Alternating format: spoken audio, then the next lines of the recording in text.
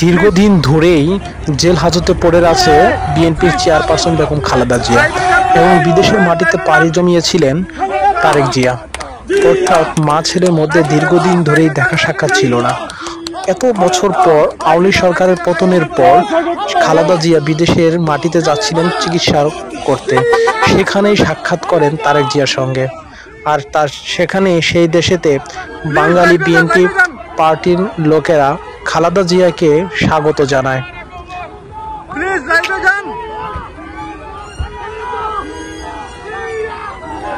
দীর্ঘদিন পর অপেক্ষার পরিসমাপ্তি ঘটিয়ে মা ছেলের সাক্ষাৎ হয় এবং সেখানে তারা আলিঙ্গন করেন।